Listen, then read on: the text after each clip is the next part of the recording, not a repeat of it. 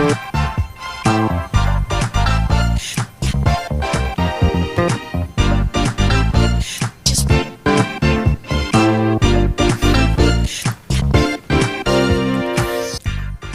à toutes et à tous, bienvenue dans Good Morning CHU sur Radio CHU Bordeaux, l'émission des jeunes d'Abadji. C'est moi Jordan qui animerai l'émission. Aujourd'hui, nous avons le plaisir de recevoir Anne Cordin qui est humoriste. Bonjour Anne. Bonjour Jordan, bonjour à tous. Alors je vais vous poser une question. Pourquoi avez-vous voulu devenir humoriste ? Alors pourquoi ? En fait, c'est pas que c'est un pourquoi, c'est juste que j'ai toujours aimé faire rire.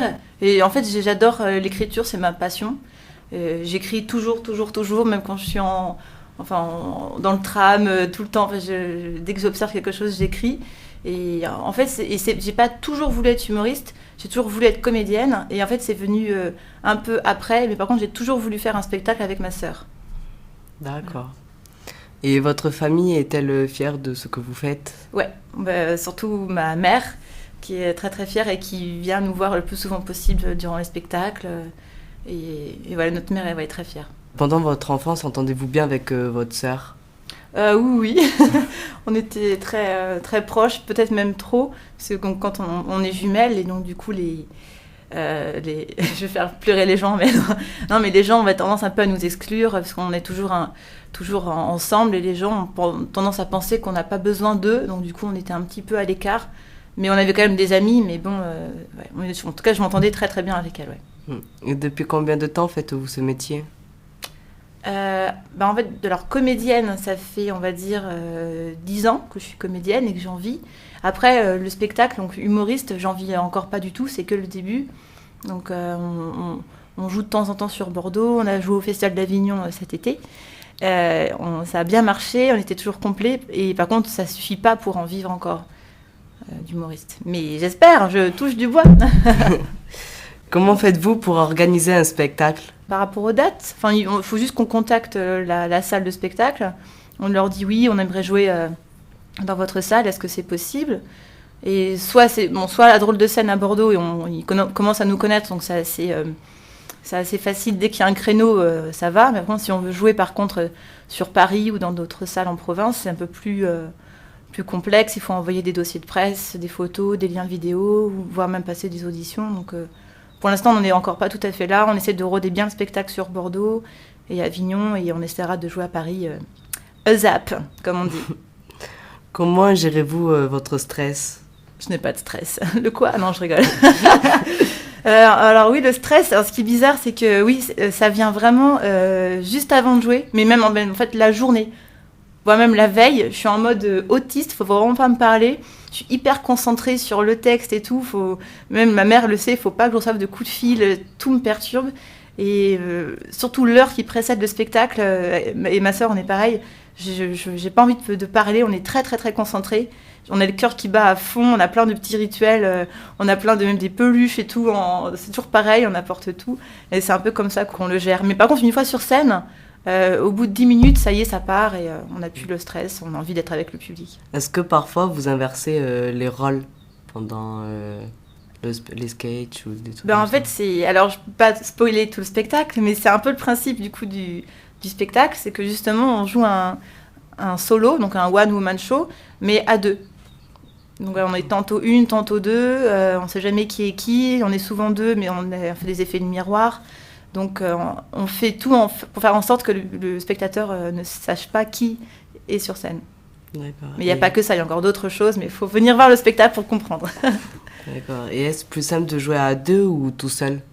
Quand on est à deux, c'est un peu plus simple parce qu'on on se repose sur l'autre, sur le partenaire. Enfin, on se repose. Il y a plus de présence. Mais moi, j'aime beaucoup aussi jouer toute seule. D'ailleurs, à la base, je jouais en solo. Et c'est ce spectacle-là qui a été un peu transformé. Et j'adore jouer seule aussi. Donc, en fait, je trouve mon compte dans les deux, en solo ou en duo. Donc, c'est pratique d'avoir un solo duo, en fait. D'accord. Et pourquoi avez-vous changé de nom de Demoiselle à Jumelles ? Alors ça, c'est tout récent. Parce que, alors au début, on voulait pas forcément annoncer cash qu'on était jumelles. On voulait garder un peu de mystère. Donc, on savait pas comment on devait s'appeler. Parce que comme justement on joue un solo joué en duo, c'était trop facile si on disait qu'on était jumelles. Et puis finalement maintenant, en plus quand on était plus jeune, on avait vraiment beaucoup souffert de ce surnom les jumelles, que c'était vraiment le surnom qu'on nous appelait. Et on disait toujours non, c'est pas les jumelles, c'est Anne et Sophie.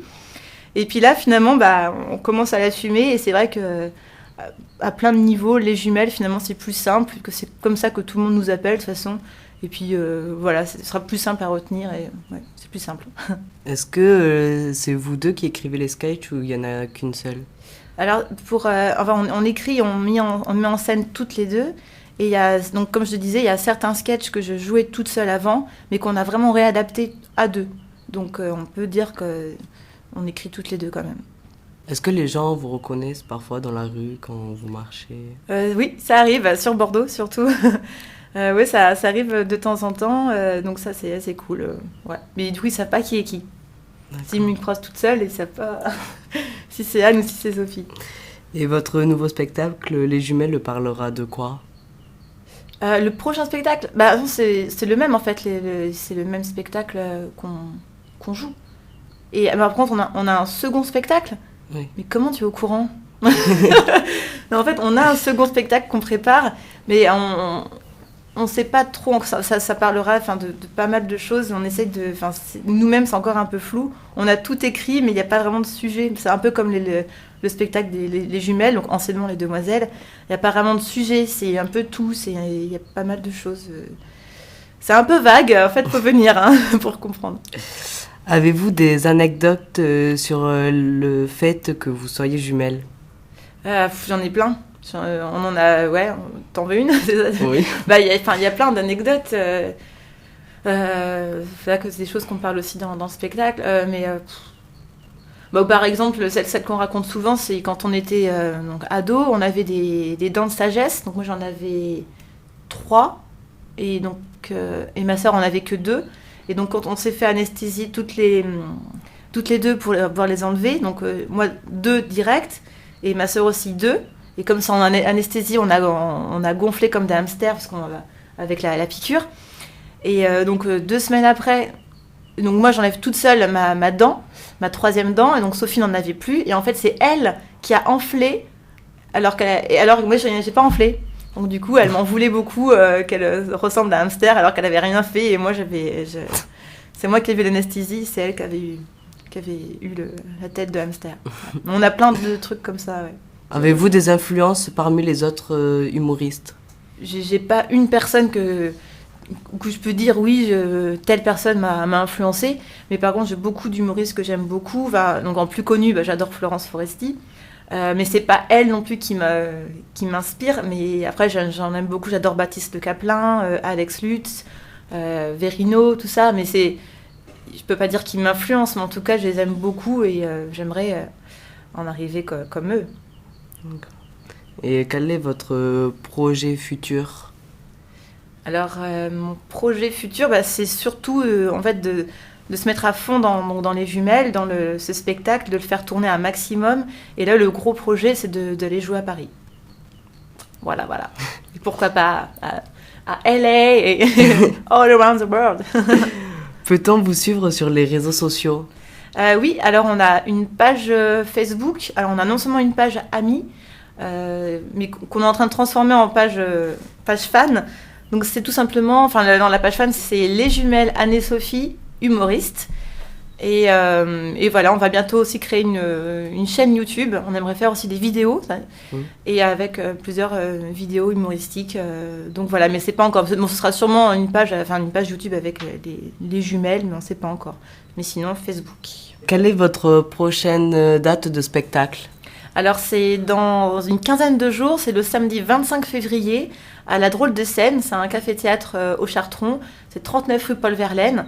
Et vous pouvez réserver sur Billet Réduc ou directement à la Drôle de Scène. Donc voilà. C'est sur cette dernière réponse que nous terminons l'émission. Un grand merci à Anne Cordin d'être venue sur Radio CHU Bordeaux. On vous donne rendez-vous la semaine prochaine pour une nouvelle émission de Good Morning CHU et on se quitte avec la chanson Une Chouine de Caris. Double X on the track. Zongo. Chouin, chouin, chouin.